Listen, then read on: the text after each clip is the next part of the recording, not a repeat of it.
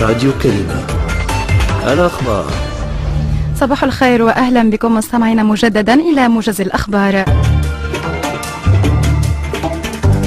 رئيس الحكومة حمادي جبالي يجتمع اليوم مع عدد من الأحزاب المؤيدة والمعارضة لمبادرته حول تشكيل حكومة كفاءات وطنية غير متحزبة، مشيرا إلى أنه سيقدم استقالته إلى رئيس الجمهورية غدا، وذلك في حال عدم التوصل إلى توافق مع جميع الأحزاب على تشكيلة حكومة التكنوقراط.